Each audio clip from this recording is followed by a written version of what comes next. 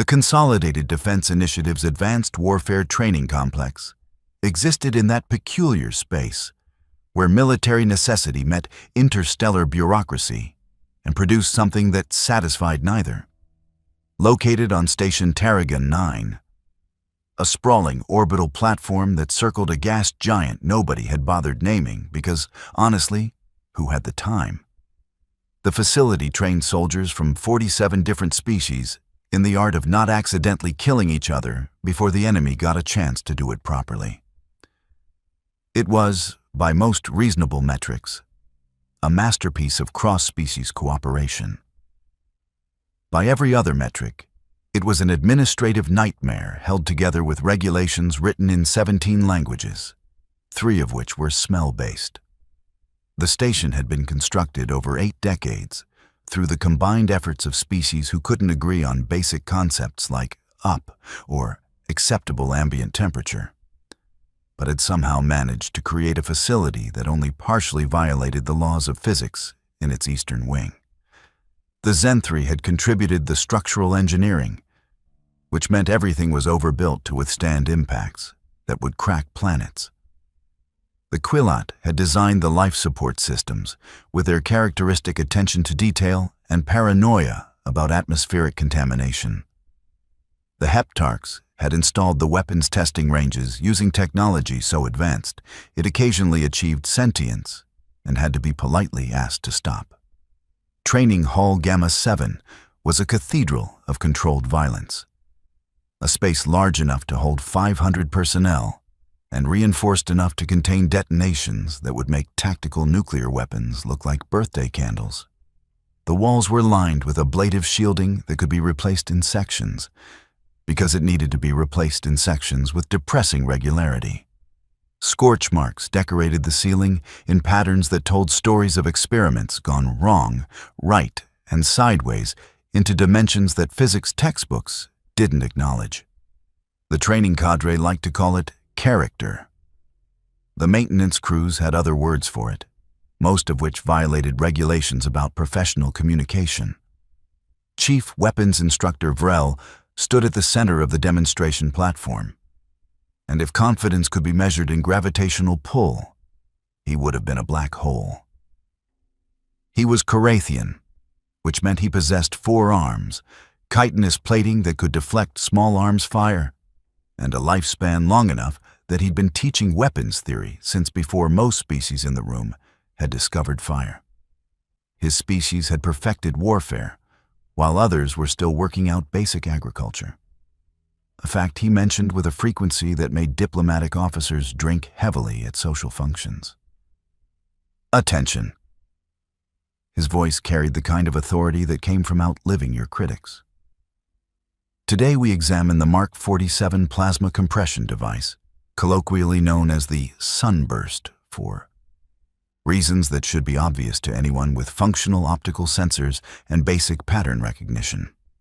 The assembled cadets, 93 individuals representing 22 species, arranged themselves in proper observation formation. In the 4th row, between a Morgellon whose bioluminescent patches flickered with nervous energy and a Thrain whose mechanical augments hummed quietly, stood Cadet Kira Voss. She was human, which meant absolutely nothing to approximately half the galaxy, and was a source of mild curiosity to the other half. Mostly because humans had a documented habit of doing things that seemed suicidal, and then surviving anyway through what xenobiologists politely termed statistical anomalies. Kira stood at 174 centimeters, which made her average for her species and disappointingly short by the standards of approximately 18 other species in the room. She had auburn hair pulled back in regulation style, gray-green eyes that noticed more than she commented on, and the kind of face that people forgot 5 minutes after meeting her. This was not a disadvantage. People said remarkable things when they didn't think you were worth remembering. The Morgellon beside her, whose name was a sequence of light pulses that translated roughly to brightness at dawn, but who answered to bright, leaned closer. Your species has experience with plasma weapons, correct? Not really, Kira replied, keeping her voice low. We've got some experimental systems. Most of our military hardware is still kinetic. Bullets, missiles, things that go fast and punch holes in other things. Bright's patches dimmed with what might have been confusion or possibly pity. How primitive. But you are here learning, so there is hope. Kira didn't take offense. Humans had joined the Consolidated Defense Initiative only 11 years ago, after a first contact that had been equal parts miraculous and embarrassing. They'd achieved faster-than-light travel through a combination of theoretical physics, experimental stupidity, and a propulsion system that technically shouldn't work, but did anyway, because the universe apparently had a sense of humor. Their presence in the initiative was still probationary, still being evaluated, still surprising people who expected them to be either warriors or weaklings, with nothing in between. Vrel's 4 arms moved with practiced choreography, 2 manipulating holographic displays while the other 2 gestured for emphasis. Carathians believed deeply in the pedagogical value of dramatic presentation. The Mark 47 represents the pinnacle of portable plasma ordnance technology. Observe. He produced a metallic sphere approximately 12 centimeters in diameter, its surface etched with geometric patterns that glowed with contained energy. The device floated on anti-gravity nodes, rotating slowly to display its construction. It looked almost beautiful, which was concerning given that beautiful weapons were usually the most dangerous ones. Contained within this housing is plasma heated to 23,000 degrees standard. Vrel continued, his translator rendering his clicking speech into flat concordat standard. The magnetic bottle maintains stability through overlapping field generators. Upon proper activation, the bottle fails in a controlled manner, releasing the plasma in an expanding sphere. Lethal radius, 30 meters. Casualty radius, 55 meters. Vaporization is instantaneous within the first 20 meters. He paused for effect, which was wasted on species that didn't process drama the same way Carathians did. But old habits died hard. This weapon has 21 independent safety systems. It cannot be activated without biometric authorization from approved personnel. It cannot detonate without a 5-stage arming sequence. It cannot be triggered by electromagnetic interference, kinetic shock, thermal stress, or strongly worded criticism. That got a ripple of laughter from the cadets, who understood humor as a concept. The Thrains didn't laugh because their species had removed that subroutine 3 centuries ago as inefficient. The Quillat didn't laugh because they were thinking about all the ways the safety systems could theoretically fail. The Morgellians laughed in ultraviolet wavelengths that most species couldn't detect. Kira watched the demonstration with professional interest. The magnetic containment technology was elegant, using principles her species was still working out in theoretical models. Humanity's approach to plasma weapons involved considerably more trial and error, with emphasis on the error part. Watching functioning technology was like reading poetry written in physics equations. Stage 1 authorization, Vrel announced, pressing 1 clawed digit against a sensor panel. The sphere pulsed blue. Requires sustained biometric contact for 7 seconds. He maintained pressure and the pulsing accelerated. Stage 2 requires command verification through encrypted channels. He tapped something on his personal interface. The sphere shifted to green. Stage 3 requires verbal confirmation code, which I will absolutely not provide today because I quite enjoy having a body that exists in 3-dimensional space. The cadets appreciated that sentiment. Several species nodded or performed equivalent gestures of agreement. Stage 4 requires... Vrel stopped. His mandibles ceased their constant motion. One of his secondary eyes, the one that provided threat assessment through peripheral observation, focused on something that made his plating darken with concern. That's not correct. 3 words that meant everything was about to become incorrect very quickly. The sphere's pulsing had changed rhythm. The green glow shifted to amber, then to a pulsing orange that accelerated like a heartbeat approaching cardiac arrest. A sound filled the demonstration area, starting low and climbing in frequency until it hit registers that made several species flinch instinctively. Vrel's 4 arms went rigid in a posture that his species used when confronting existential threats. Impossible. The system has engaged Stage 3 without authorization. The sphere pulsed red. Stage 4 had activated itself. Stage 5 was the one where everyone in a 50-meter radius ceased to exist as organized matter. Evacuation protocol. Vrel's voice lost all instructional composure and gained the edge of someone who'd survived 3 combat deployments and wasn't planning to die during a training demonstration. Exit immediately. This is not a drill. 93 cadets from 22 species experienced the same primal response. The thing that makes things not alive is activating. Achieve distance immediately. The Morgellians dissipated partially and flowed toward ventilation systems. The Thrains calculated optimal escape vectors and moved with mechanical precision. A Carathian student near the back simply teleported, which was showing off, but nobody blamed them. The Zentari, whose species was built like mobile fortresses, charged toward exits and left floor damage in their wake. Organized chaos rippled through the hall.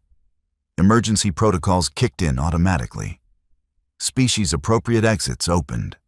Atmospheric barriers descended from the ceiling, though everyone understood that light shields wouldn't stop a plasma detonation. They'd just make cleanup easier. The cadets who maintained composure helped those who didn't. Several species with flight capability took to the air and immediately regretted it when they encountered traffic control problems. The hall evacuated with impressive efficiency considering the circumstances. Decades of cross-species training protocol paid dividends. The Quillat formed organized queues even while fleeing for their lives because cultural conditioning ran deep. The Heptarchs flowed through dimensional shortcuts that probably violated several laws of physics, but definitely shortened evacuation time. Vrel stood frozen on the demonstration platform, all 4 arms extended in a posture of cognitive dissonance. The sphere hovered above his primary right hand, pulsing red at precise 1-second intervals, each pulse brighter than the last. His combat augments were feeding him data he didn't want to believe. Estimated time to detonation, 38 seconds. Blast radius, 55 meters in all directions. Current distance to nearest cadet, 11 meters. Current distance to nearest exit, 42 meters. He could throw it. His species possessed excellent arm strength, and his augments would calculate trajectory automatically. He could hurl the device into the reinforced containment unit at the hall's far end, trigger the emergency blast doors, save everyone. Simple, effective. Probability of success, 68%. His body refused to move. Professional paralysis. He'd trained for 64 years, taught thousands of students, demonstrated hundreds of weapon systems, and never once had something fail during a controlled exercise. His entire worldview was built on the foundation that properly maintained systems with adequate safety protocols did not malfunction. The sphere pulsed in his hand, contradicting decades of experience with each photon of red light. 30 seconds remaining. The demonstration platform had mostly cleared. Most cadets had reached minimum safe distance or were frantically trying. A Zentari student had grabbed 2 smaller cadets under their massive arms and was charging toward the south exit like a mobile tank. Bright had dissipated enough to slip through a ceiling vent, leaving only a fading glow. Others scrambled according to species capability. Kira Voss stood 18 meters from the platform, watching Vrel's paralysis with clinical detachment. Her psychology minor from UC Berkeley had included extensive study of crisis response failures. She recognized what she was seeing: a highly trained professional experiencing catastrophic mental lock when reality violated core assumptions. It happened to pilots when instruments contradicted experience. It happened to surgeons when anatomy didn't match textbooks. It happened to soldiers when warfare became chaos their training hadn't prepared them for. 25 seconds remaining. Her survival instincts were screaming at her to run. The logical portion of her brain, the part that had gotten her through officer candidate school with top marks in tactical assessment, was running probability calculations. If Vrel didn't throw that device, everyone still in the hall was dead. Approximately 47 cadets hadn't reached minimum safe distance. The partial shielding would reduce casualties, but wouldn't prevent them.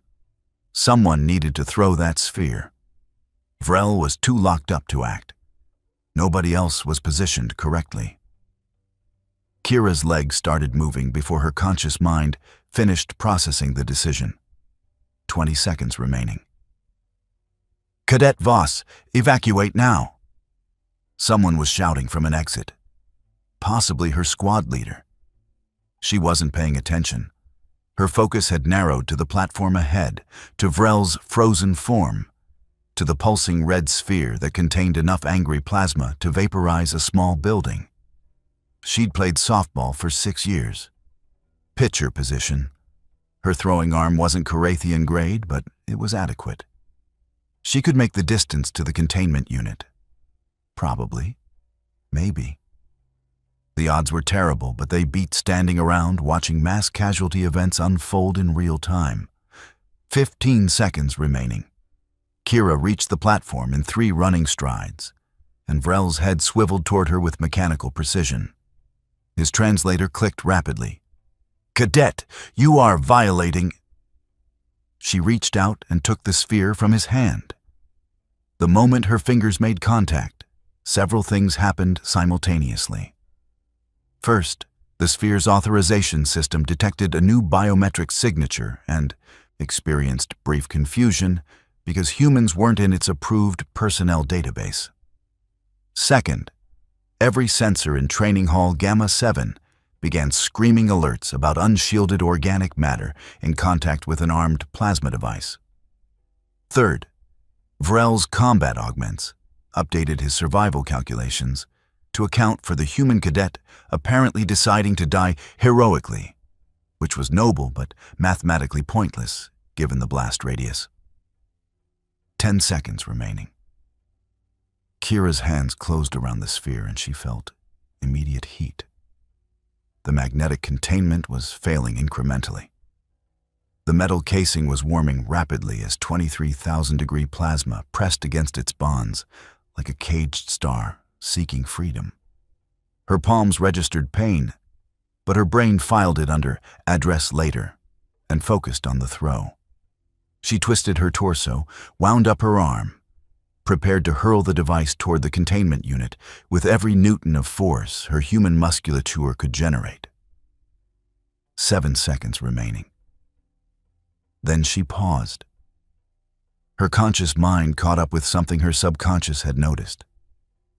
The sphere was vibrating at a specific frequency, not shaking from magnetic instability, but resonating. The containment field wasn't collapsing uniformly, it was oscillating in a pattern. The plasma inside wasn't expanding chaotically, it was responding to the magnetic frequency like a sympathetic vibration. She'd written a thesis on resonance cascade failures in electromagnetic systems. If the containment field was oscillating rather than failing, then theoretically someone with sufficient conductivity and proper grounding could dampen the oscillation through direct contact. It would require a pathway for excess energy discharge, a thermal sink capable of absorbing the bleed-off, and complete disregard for personal safety protocols. 5 seconds remaining. Human bodies were approximately 60% water by mass. Water had exceptional thermal capacity. Her specific physiology ran 3 degrees hotter than human average. Her metabolic rate was documented as anomalous in medical files. And she'd discovered at age 14 that she could hold her hand over a candle flame considerably longer than her friends before experiencing burns. 3 seconds remaining. Physics was about to become very personal. Kira closed her eyes and tightened her grip. 2 seconds remaining. The sphere detonated. 23,000 degrees of magnetically contained plasma lost containment all at once. The energy had to go somewhere. Physics demanded it with the kind of insistence that brooked no negotiation.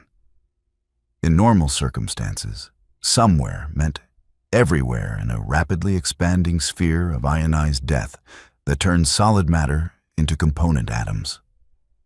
The Mark 47 was designed to release approximately 96 megajoules of thermal energy instantaneously. This was sufficient to vaporize steel, sublimate concrete, and convert organic tissue into constituent molecules before pain. Receptors could fire a single signal. Kira's hands became the somewhere. The expansion wave hit her palms and stopped. Not slowly, not gradually. Just stopped, as if encountering a barrier that conventional physics couldn't explain. The plasma roiled against her skin, desperately seeking escape, finding only flesh that somehow, impossibly contained it. Every cadet who turned to watch her presumed heroic sacrifice witnessed something that would require extensive therapy to process properly. The explosion bloomed between her palms like a flower made of captured sunlight. But instead of expanding outward in a sphere of destruction, it collapsed inward, drawn down into her hands as if she were some kind of organic singularity for thermal energy. The light was retina-searing. Several species with sensitive optical systems were temporarily blinded despite their instinct to look away. The sound was a thunderclap compressed into a space too small to contain it. A physical force that rattled teeth and vibrated bones. The shock wave rippled outward in visible distortion waves, knocking several cadets off their feet despite the distance. Then silence so absolute, it felt like pressure. Steam rose from Kira's hands in wisps that caught the hall's harsh lighting. The sphere had ceased to exist as organized matter. The plasma had discharged completely. The magnetic containment system had fragmented into metallic dust that drifted around her like luminescent snow. Her hands were scorched, the skin red and blistering, but she still possessed hands, which was considerably better than the alternative outcome. She exhaled slowly, a controlled breath that kept her vocal cords from shaking, and looked up. Every remaining cadet stood frozen in various states of disbelief. Vrel's mandibles hung open in a posture that suggested his translator had given up trying to find appropriate words in Concordat standard. A Zentari, halfway to the exit, had stopped mid-stride in a pose that defied their species' usual grace. Bright had partially rematerialized in a ventilation shaft, their bioluminescent patches flickering in patterns that their species used to express existential confusion. Someone should probably update the safety protocols, Kira said, her voice steady despite the adrenaline making her hands shake. Well, shake more than they were already shaking from the burns. 21 safety systems apparently isn't enough. The first person to move was a medic, whose species she didn't recognize. Something with too many legs and medical sensors that clicked rapidly. Then everyone moved at once. Emergency medical teams, hazmat specialists, a weapons safety officer who ran 3 different scanners over the platform area, detected absolutely no residual plasma signatures, and began questioning the fundamental nature of reality. They surrounded Kira with professional efficiency, scanning her for radiation exposure, thermal damage, and signs of shock that should have been rendering her unconscious. Her palms were badly burned. 2nd degree across most of the surface, 3rd degree where her fingers had gripped tightest.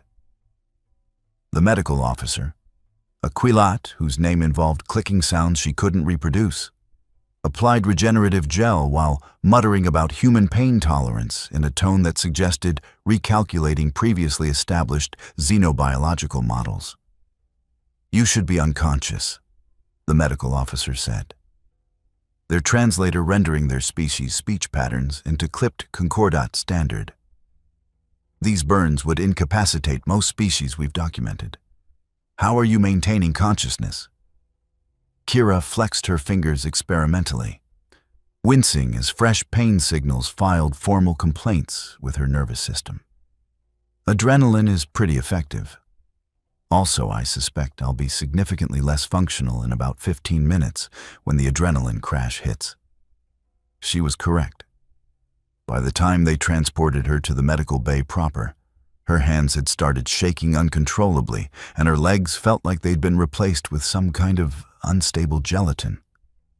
The crash from crisis mode to normal functioning was never pleasant. They gave her something for the pain that made the world distant and fuzzy, then placed her hands in regeneration tanks that looked like aquariums filled with bioluminescent gel that tickled. The facility's command staff arrived 90 minutes later. Station Commander Helix was quilat, which meant she possessed a crystalline exoskeleton that refracted light in ways that made direct eye contact difficult and somewhat hypnotic. She'd commanded Tarragon 9 for 42 years and had the calm demeanor of someone who'd seen every possible variety of chaos and filed them all under another day at the office. "Cadet Voss," Helix said, her voice resonating from somewhere within her crystalline structure. "Your actions today were either extraordinarily brave or extraordinarily foolish. The investigation board is still debating which category applies." "Respectfully, Commander, those categories aren't mutually exclusive," Kira replied. The pain medication made her honest in ways that would probably concern her later. Helix's crystalline structure flickered in what might have been amusement or possibly light refraction. "Indeed. Explain to me how you survived direct contact with a plasma detonation." "I didn't survive contact with the plasma, ma'am. I dampened the magnetic resonance cascade that was causing the premature detonation. The plasma never actually breached the magnetic bottle. It just discharged its thermal energy through my hands as a conducting pathway to ground." The commander's structure pulsed thoughtfully. "That should have vaporized your hands instantly." "Yes, ma'am." "But it didn't." "No, ma'am." "Why not?" Kira considered her answer carefully. The medical scans had revealed some interesting physiological anomalies that she'd known about for years but never mentioned, because they'd seemed irrelevant during academy applications. Human biology was still somewhat mysterious to the greater Consolidated Defense Initiative. Individual variations even more so. "Humans have high water content compared to most comparable species," she said slowly. "We're approximately 60% water by mass. Water has excellent thermal capacity. It takes significant energy to raise water temperature. When the plasma discharged through my hands, the thermal energy distributed throughout the water content in my tissue rather than concentrating in one location."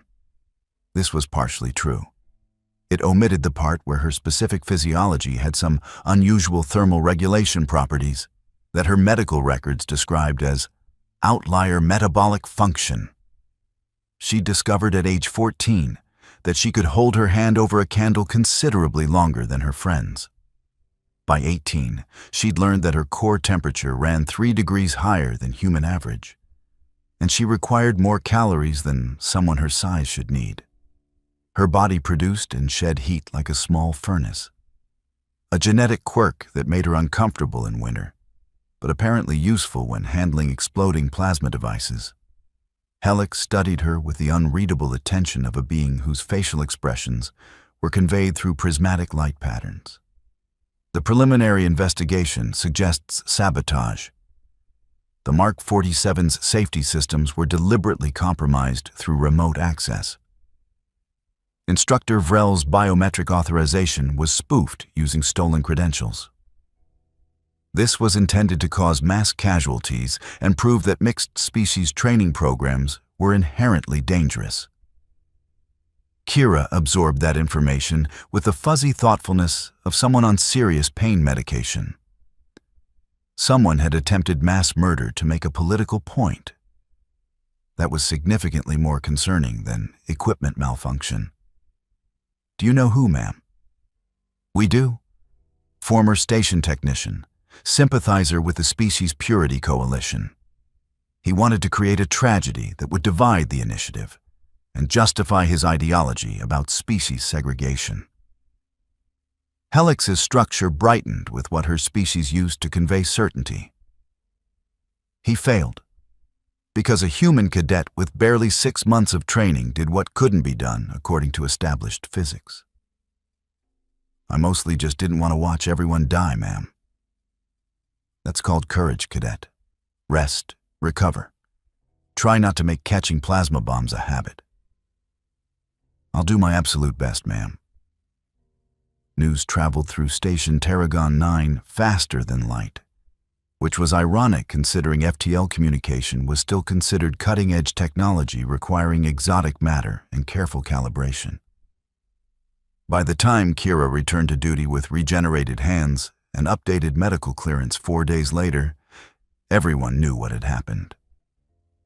The details had multiplied through retelling like information subjected to evolutionary pressure.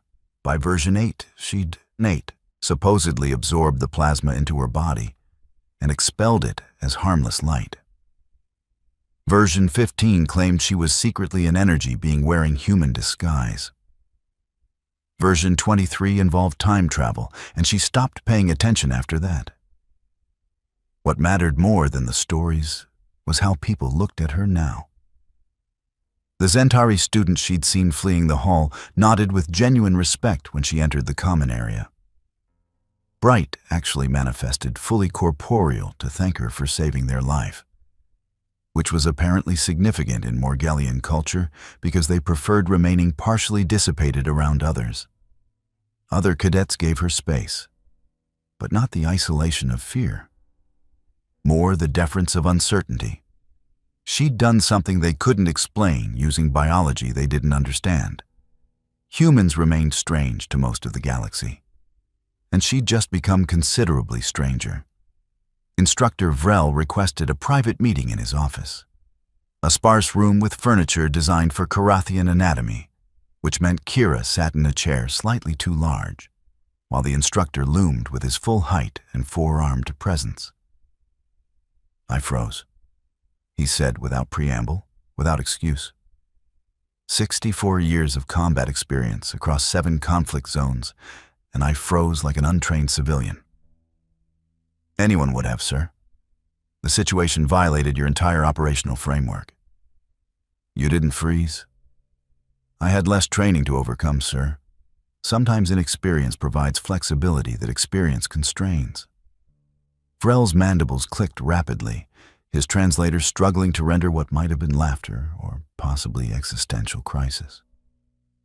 The investigation identified the saboteur. His ideology claimed that different species couldn't trust each other, couldn't work together safely, couldn't build anything lasting. He tried to prove it by creating a tragedy. Kira nodded slowly, her regenerated hands resting comfortably in her lap. He failed, Vrel continued, because a human cadet with minimal training did what I, with decades of experience, could not. You saved approximately 47 lives, including mine. I am in your debt.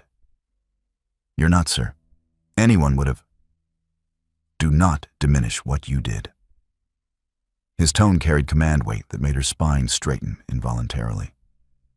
I have fought in 7 theaters across 4 decades. I have trained thousands of soldiers.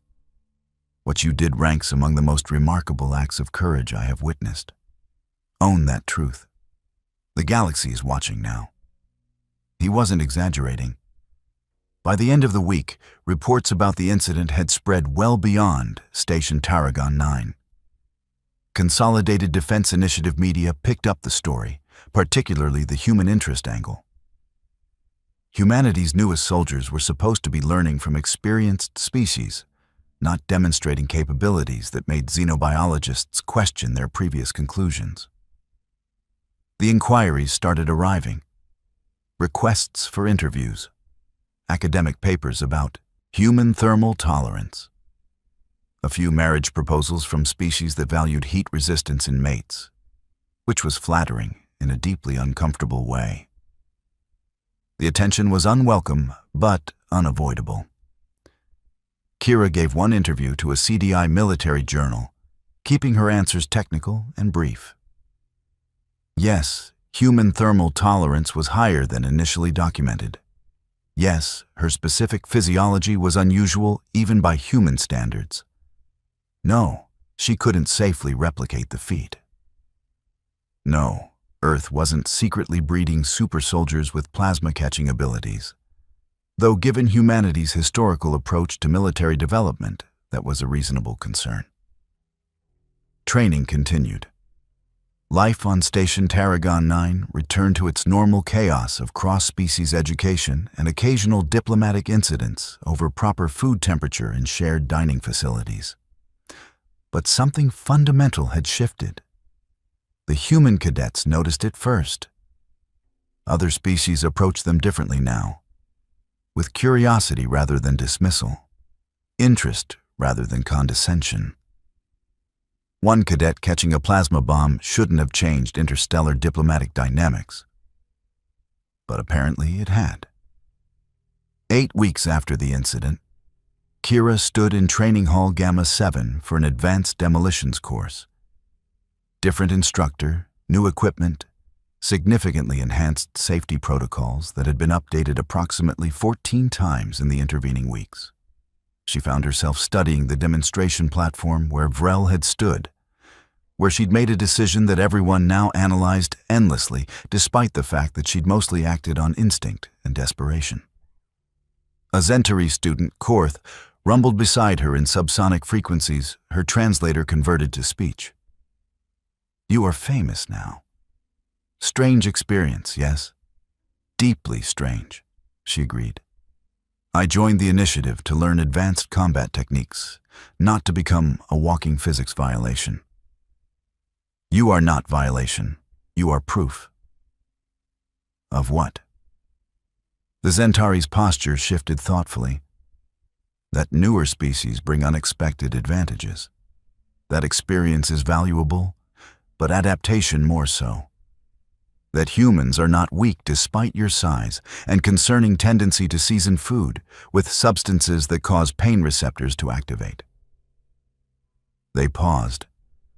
Also that catching exploding weapons is technically possible if you possess sufficient disregard for self-preservation. "I prefer calculated risk assessment under extreme duress." "Insanity," Korth corrected firmly. "Brave insanity, but insanity." The new instructor called the class to attention, and they assumed formation. The demonstration began with excessive safety protocols and multiple redundant checks, everyone hyper-aware that nothing was truly foolproof when the universe kept producing better fools.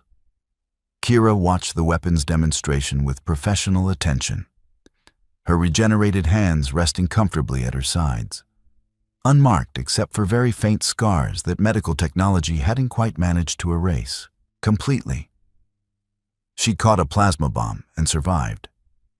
The act had been analyzed, documented, mythologized, and somehow transformed into evidence that humanity deserved their place among the stars. She still thought it was mostly just unusual biology, combined with questionable decision-making under pressure. But if the galaxy wanted to interpret it as proof of human capability and courage, she could live with that. Better to be overestimated than overlooked. better to be respected than dismissed as primitive newcomers who got lucky with FTL technology. The instructor activated a training device, this one carefully inert and surrounded by approximately 9 backup safety systems. Everyone watched intently, learning the mechanisms, understanding the protocols, preparing for the day when theoretical knowledge would mean the difference between survival and vaporization. Kira smiled slightly. Humanity had joined the Consolidated Defense Initiative, carrying baggage of primitive technology and concerning cultural habits. They'd been accepted partly out of diplomatic courtesy, partly out of curiosity about a species that had achieved interstellar capability despite spending most of their recorded history killing each other over resources, ideology, and which invisible entity was the correct one to worship. Now, thanks to one sabotage attempt and one desperate decision, they were the species that could catch plasma bombs with their bare hands. Not the reputation they'd planned for, but not bad for the new species on the galactic stage. Not bad at all. The demonstration continued. The galaxy turned on its axis. Somewhere in the endless bureaucracy of the Consolidated Defense Initiative, policy analysts were updating capability assessments and threat matrices, adding footnotes about human thermal tolerance and crisis response psychology. Recruitment offices on Earth were probably experiencing increased applications from people who'd heard the story and wanted their own chance to do something impossible. Kira focused on the lesson, taking notes, asking questions, being a cadet. Behind her carefully maintained normalcy, she understood that everything had changed in fundamental ways. The galaxy had noticed humanity. Now her species had to prove the notice was deserved. One crisis at a time, one impossible act that people would remember as the day someone caught an exploding star in her bare hands and walked away to tell about it. The instructor droned on about magnetic containment theory. Kira listened with half her attention, while the other half wondered what other supposedly impossible things humans might turn out to be capable of when necessity demanded it. Her species had a documented habit of looking at universal constants and asking, but what if we just ignored that? It had gotten them to the stars. It had gotten her through a plasma detonation. She suspected it would get them considerably further before the galaxy figured out whether to be impressed or terrified. Possibly both. Probably both. Not a bad legacy to build. Not bad at all. The training session ended. Cadets dispersed to their next obligations. Kira walked toward the exit alongside students from a dozen different worlds, all of them trained in the art of controlled violence. All of them now aware that the human among them had redefined what controlled could mean when physics started getting creative. Behind them, the demonstration platform stood empty, its scorch marks already being cleaned by maintenance drones who didn't get paid enough to question the nature of the stains they removed. Above them, Station Tarragon 9 continued its eternal orbit around a nameless gas giant, a monument to cross-species cooperation that occasionally produced miracles.